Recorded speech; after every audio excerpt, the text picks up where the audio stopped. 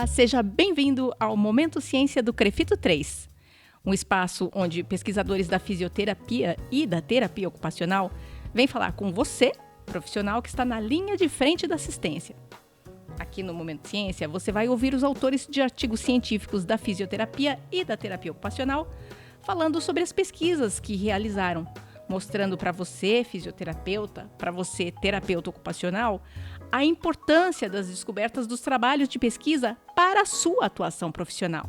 Toda essa informação é apresentada numa linguagem bastante direta, para todos entenderem a importância desses estudos para a prática profissional, fortalecendo a cultura da prática baseada em evidência científica. Eu sou Mônica Farias, jornalista do CREFITO 3, e nesse episódio de hoje a gente está recebendo a professora doutora Tatiana de Oliveira Sato, que vai conversar com a gente sobre o artigo intitulado, no original em inglês, Poor Health Conditions Among Brazilian Healthcare Workers, Study Design and Baseline Characteristics of the Heroes Cohort, de autoria da doutora Tatiana e de colaboradores. Bom, em português, tradução que eu peguei no aplicativo, o nome do artigo fica Condições de saúde precárias entre trabalhadores de saúde brasileiros. Desenho do estudo e características na linha de base da Cohort Heroes. Esse artigo ele é de 2022, fresquinho, e pode ser acessado no periódico Healthcare. Os detalhes sobre o artigo, de acesso ao artigo, você encontra na descrição do vídeo.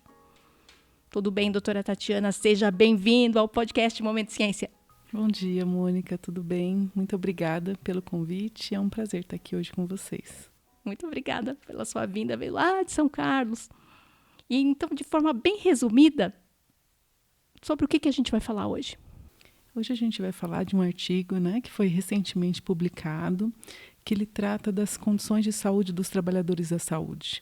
Então, esses são os trabalhadores do SUS, que vivenciaram toda a pandemia, e nós fizemos essa avaliação no contexto pandêmico. Então, vamos todos juntos, nós aqui no estúdio e vocês aí, nessa outra ponta, levar o seu fazer profissional para o universo da prática baseada em evidência?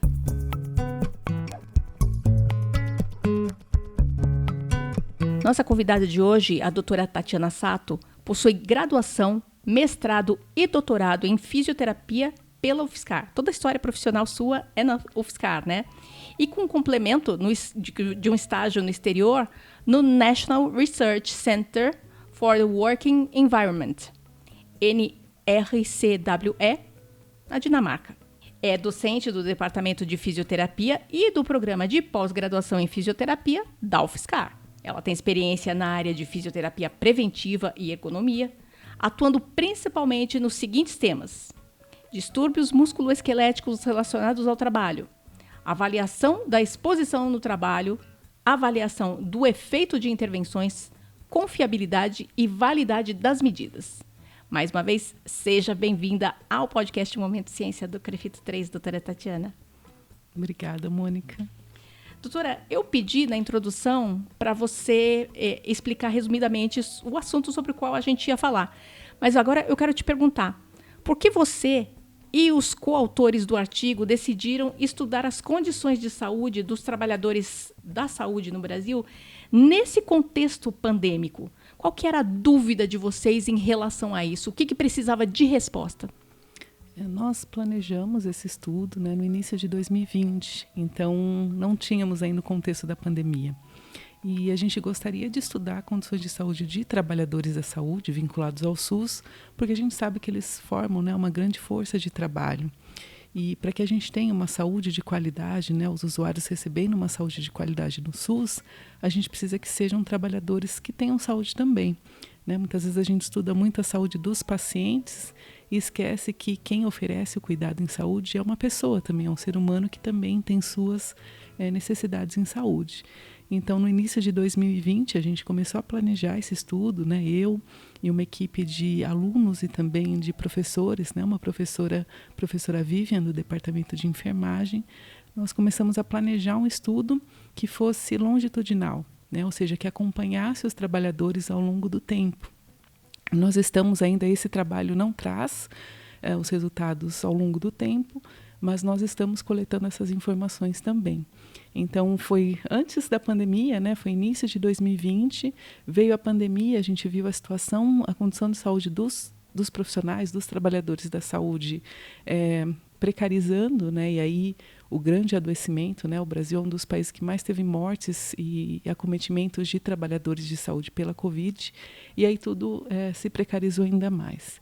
Então, a nossa primeira ideia não era estudar a pandemia, mas ela surgiu e a gente aproveitou o contexto, né, que a gente estava vivendo para estudar a saúde, né, desses trabalhadores. Vocês conseguiram no estudo, mesmo não tendo sido planejado para um contexto pandêmico, mas vocês tiveram que se adaptar, vocês conseguiram detectar condições que já eram prévias à situação de pandemia, ou isso não foi possível? Ou não era a intenção do estudo? A intenção do estudo era que se iniciasse, né, a partir da aprovação, né, do Comitê de Ética, do financiamento. Isso aconteceu até o final do ano de 2020. Então, a equipe se preparou e precisou se adaptar, sim, ao contexto, né, porque as nossas medidas incluem uma avaliação presencial do trabalhador. Então, a gente mediu a atividade física que eles fazem, tanto no trabalho como em casa, né? E essa avaliação presencial ela não pôde ser feita, né, de forma completa por conta das restrições, né, sanitárias. Então houve sim adaptações, né, e todas as informações foram obtidas, todas as informações que estão relatadas aqui nesse estudo, elas foram obtidas de forma online, usando questionários eletrônicos. Essa intenção de fazer presencial e teve que partir para um ambiente online foi a única necessidade de adaptação que vocês tiveram no estudo, ou vocês encontraram mais problemas que vocês não tinham planejado? A nossa expectativa inicial era avaliar muito mais trabalhadores, né? Avaliar em torno de 2.000 trabalhadores. Mas a demanda de trabalho, né, que eles tinham e todo o contexto, né, não permitiu que a gente tivesse esse grande número de trabalhadores. Então, isso foi uma limitação, né, que nós tivemos em função da participação, né, dos profissionais, né, no nosso estudo. Você já falou sobre a realização de muita atividade online para vocês pesquisadores conseguirem chegar nas respostas. E que outros métodos vocês utilizaram para conseguir chegar na resposta que vocês precisavam? Nós adaptamos os questionários todos para formulário online, né? E aí a gente teve que se reinventar também na divulgação, né? Porque a gente é acostumado a fazer pesquisas presenciais, então a gente vai até os locais de trabalho, conversa com os trabalhadores, né? E aí explica sobre o trabalho e aí a gente tem a participação.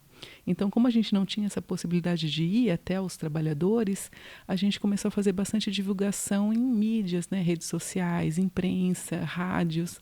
Então, a gente também teve essa etapa aí de divulgação, né, da pesquisa pela imprensa, né? Muito pela imprensa, muito mais pela imprensa do que de forma aí mesmo nos locais de trabalho. E surtiu efeito essa forma alternativa de divulgação?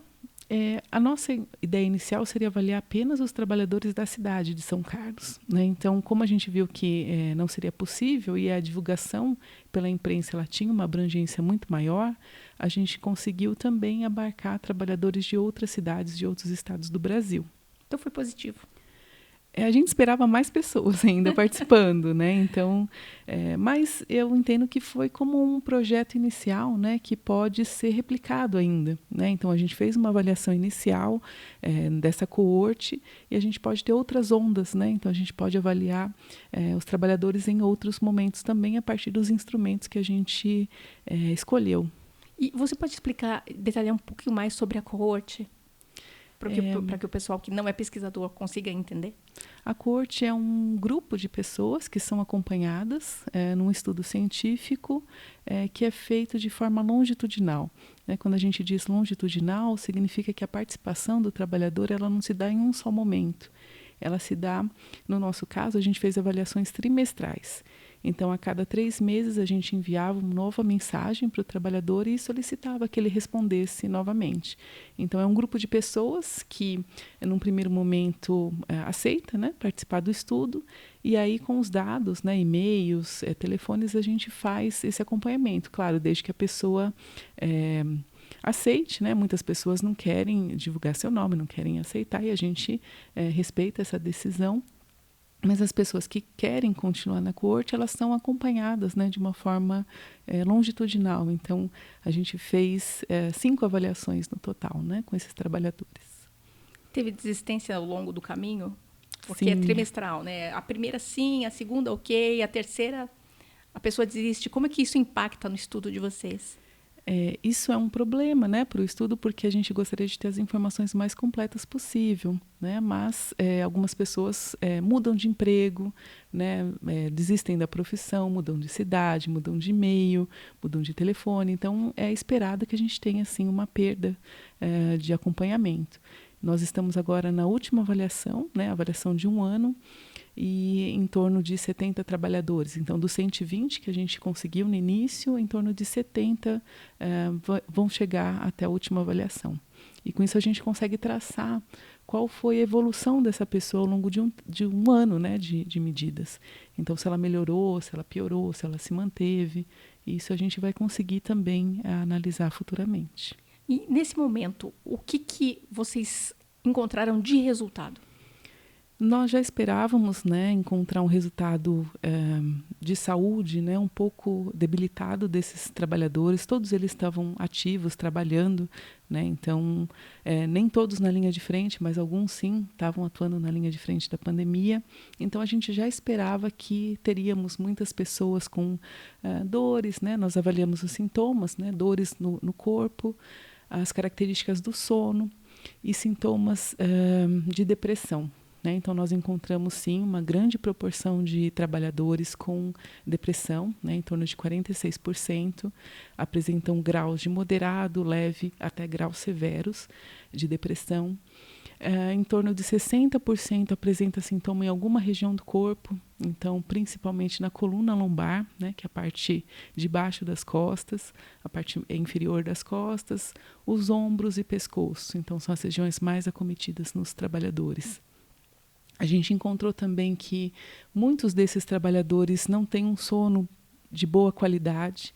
Então, é claro, né, se a gente não dorme bem, a gente tem também uma piora nas condições do corpo, né, sente mais dores mesmo, né, além da questão do trabalho em si, dormir bem também pode provocar esses sintomas. Né? Então, nós encontramos muitos problemas de estresse, burnout, conflito, né, entre o trabalho e a família. As demandas emocionais no trabalho dessas pessoas também são muito altas. Então, esses resultados chamaram a atenção. Da sua amostra, quais eram as categorias profissionais que foram avaliadas? E você consegue dar uma proporção de quantos da enfermagem, quantos da fisioterapia, quantos da nutrição? Os principais trabalhadores são os que compõem a equipe de enfermagem. Então, enfermeiros, técnicos e auxiliares de enfermagem. E essa é uma equipe que é a linha de frente mesmo dos serviços, né? Então, eles apresentaram condições de saúde um pouco piores do que os demais.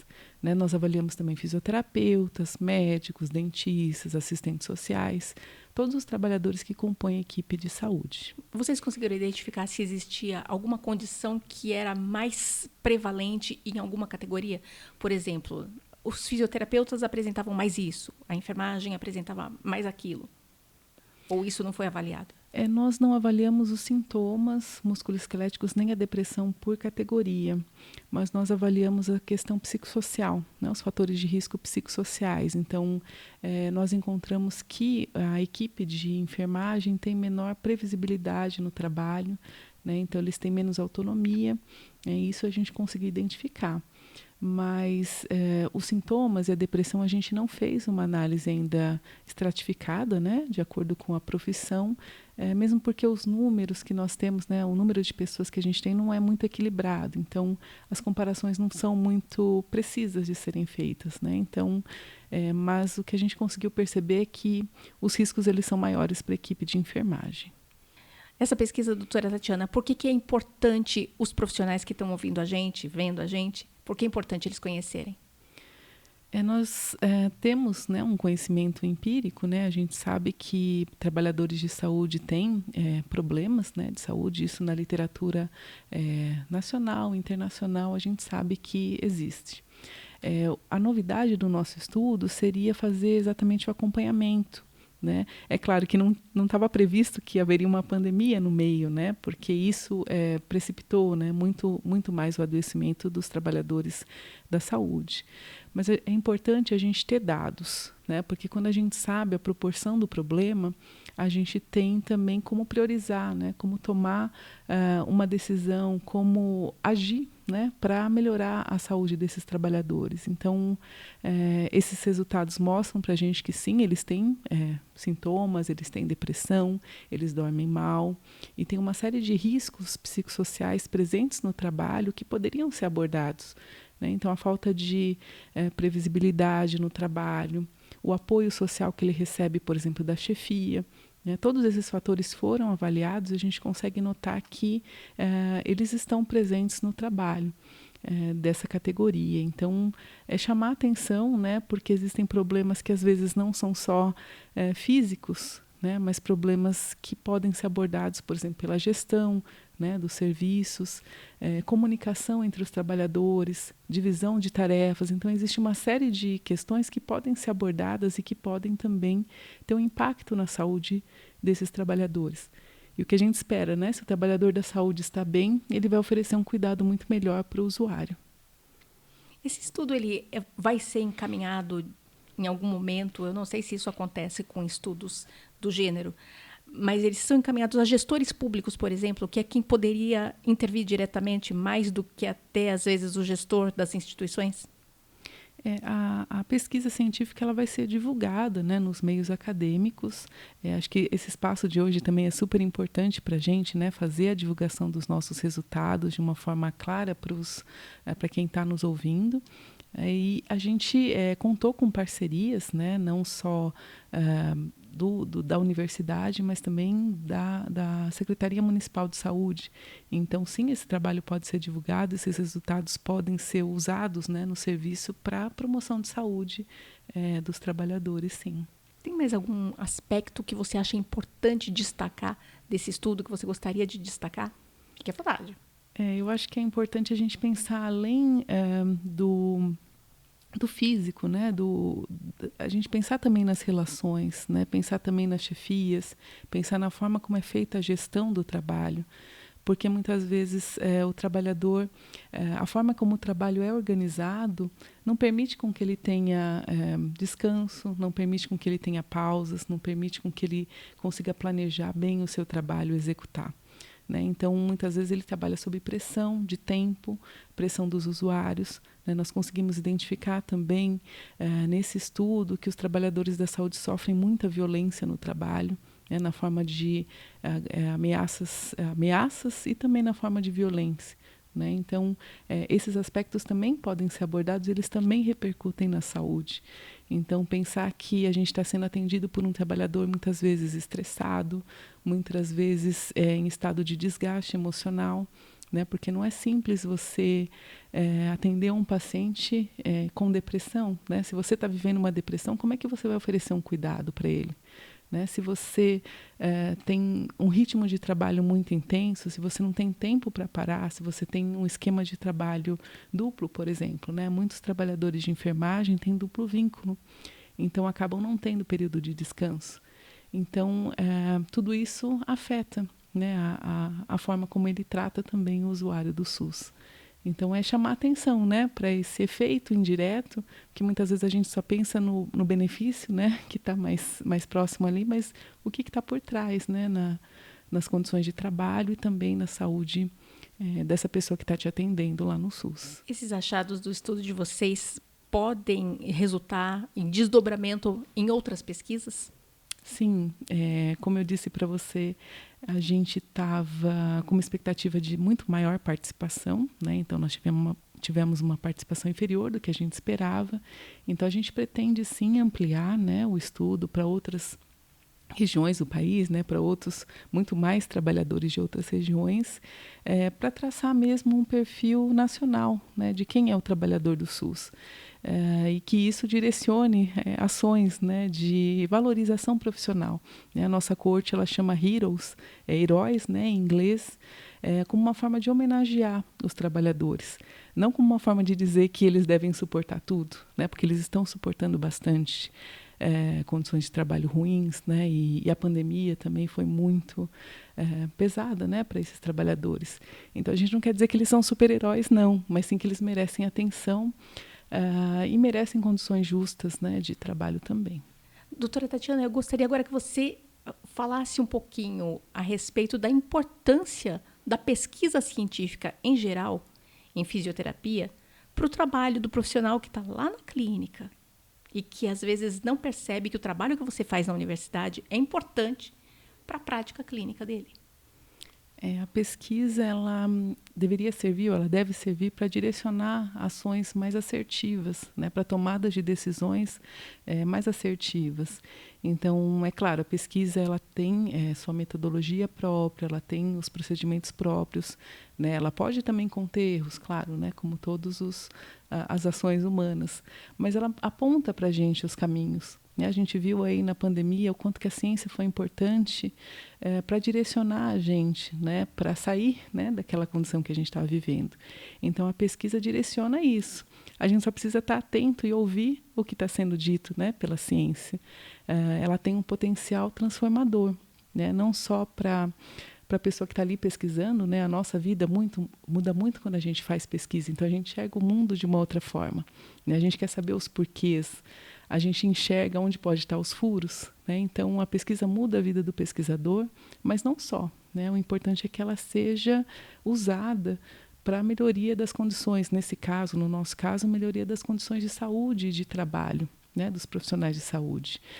Mas que ela possa ser usada para tomada de decisões, né? Os tomadores de decisão precisam ouvir a ciência para escolher o melhor caminho, né? Então, a pandemia mostrou isso para a gente, e não só no contexto da pandemia, né? A gente sabe que a ciência é importante para a gente ter um país autônomo, soberano, né? Para a gente ter um país que vai conseguir oferecer empregos de qualidade, né? E que a gente possa desenvolver a sociedade como um todo. Mais alguma coisa que você acha importante acrescentar? Eu acho que é importante para os fisioterapeutas, né, para os terapeutas ocupacionais, perceberem, né, que nós, como trabalhadores da saúde, também estamos expostos, né, também temos consequências na nossa saúde, também precisamos de atenção, né? Muitas vezes o profissional de saúde ele quer resolver, né, o problema de todo mundo. A nossa missão é cuidar das pessoas, mas que a gente também precisa dar atenção à nossa própria saúde, né? Então, existem diversas formas de a gente cuidar da nossa saúde. A gente ouve mais, né? Temos que se alimentar bem, fazer exercício, mas, além disso, cuidar também da saúde mental. Né? Os trabalhadores da saúde eles estão tendo muito problema de adoecimento mental. Então, a gente viu aqui a depressão, né, aparecendo nesses trabalhadores. Então, cuidar da saúde, né, cuidar das condições de trabalho, levar esses resultados, né, para quem pode tomar decisão, eu acho que é um grande avanço, né, um grande incentivo que a gente tem com a pesquisa, né, que a gente precisa, sim, cuidar de quem cuida da gente. Encerramos aqui esse episódio do podcast Momento Ciência, do CREFITO 3, e a gente agradece a doutora Tatiana Sato por ter vindo compartilhar as informações do artigo com a gente. Doutora Tatiana, suas despedidas, suas considerações finais, fique à vontade, o microfone é seu. Eu gostaria muito de agradecer ao CREFITO, a Mônica, por esse convite, né, por estar aqui falando um pouco da pesquisa e divulgando esse trabalho que é tão importante, né, para os profissionais. Gostaria também de dizer que quem tiver interesse em acompanhar, né, que siga a gente lá no Instagram. A gente tem um perfil, LAFIP_UFSCar. E também temos um site, né, onde a gente divulga as pesquisas que a gente faz, que é o www.lafip.ufscar.br. Então, tá informado, vai ter na descrição do vídeo, vai ter essa informação também, para quem se interessar. Espero que muita gente se interesse por visitar. E agradeço a todos vocês, profissionais, graduandos, pesquisadores, que valorizam a ciência como o fundamento para o seu fazer profissional. Não perca o próximo episódio do podcast Momento Ciência, do CREFITO 3. A gente espera você!